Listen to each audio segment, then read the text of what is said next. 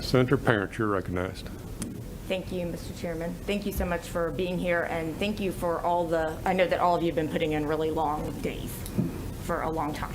So thank you so much. And also, I'm sorry that you personally and other elections workers have come under verbal and other attacks, which obviously none of us think are appropriate in any. If you will, pull your microphone closer. Okay. I'm afraid if I keep turning it up, we'll get a lot of feedback. Can you hear me? That's better. None of us think that that's appropriate in any sense. So thank you for all your hard work. So you said that you have about 230 investigations open, or some are closed? Yeah, a little more than that, yes, ma'am. Have any resulted in issues that would suggest any widespread fraud in the presidential election? What we are seeing so far is what I would kind of call the normal amount of, I don't think fraud's the right word. I like to think about it more of kind of legal votes or illegal votes.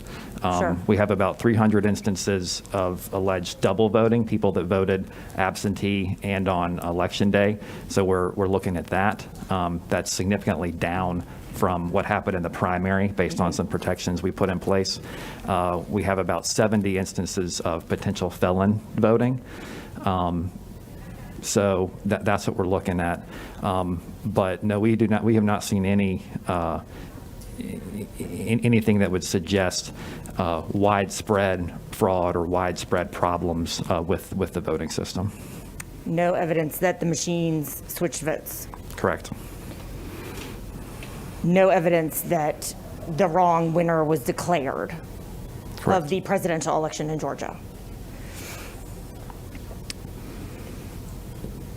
Isn't there already a procedure for the Secretary of State's office to intervene through your investigators and the State Elections Board in a county that is not managing an election properly, or via a court case? Aren't there two methods by which that can be accomplished? So there is, the way it works now is if there's an allegation that a county has not done something properly, we open an investigation, that goes in front of the State Election Board.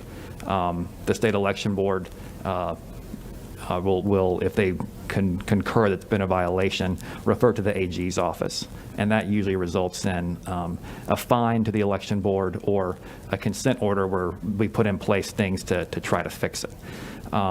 There's not a mechanism basically for state intervention to say, you know what, you guys keep on failing, so something more needs to change rather than just dealing with specific specific kind of case-by-case interventions. So there is a method by which changes could be forced and questions could be raised in procedures, but you cannot currently take over an entire county's system.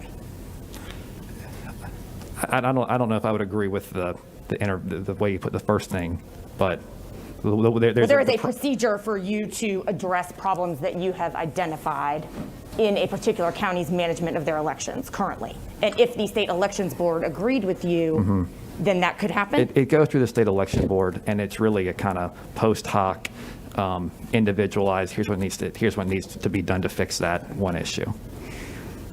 Thank you. Would you agree that there was a significant decrease in issues reported with Fulton County for the November election versus the June election? Yes. One last thing. Is it not the case? I understand your characterization of the left questioning elections after 2018 and the right after 2020. But I want to just raise something and ask you and push back a little bit, because is it not the case that there were lawsuits filed that federal judges agreed with that were showing that eligible voters were unable to cast ballots after 2018, and indeed we changed the law to reflect that right here in 2019?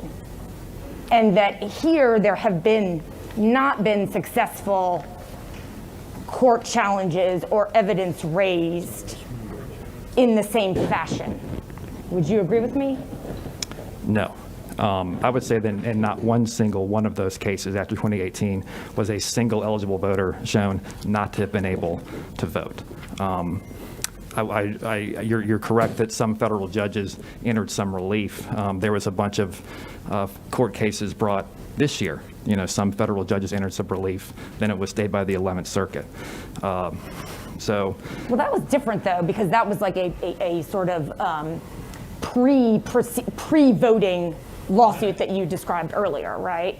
Well, what I'm we've saying had a lot of them. there was relief granted by federal judges after 2018's election. And we don't need to debate it. I just wanted to lay out there that I will do say, believe from my there's a perspective, difference. in the same place, it is eerie how similar it feels, the allegations made after 2018 and the allegations that are being made now. Okay. Now, I wanted to address one thing that the whip raised. I recall arguing quite strongly in whatever year it was, 2019, I think, that we should purchase a less expensive, more secure system in line with what the computer science experts and others were telling us. And that was not agreed with. So it's very interesting sitting here now, all these attacks on Dominion. And as you've already stated, there is no evidence that votes were switched, and we were able to look at the readable text. So I'm not at all arguing that there's an issue there with the way this election was conducted. But I want to tell the whip, I still believe we could have gotten a less expensive, more secure system. And to the extent that anyone wants to discuss that in the majority party, I would be happy to do so. Okay, thank you. Thank you, Mr. Chairman. You're welcome. Get that microphone off. Before we drift to, no, I'm picking on you. That's fair.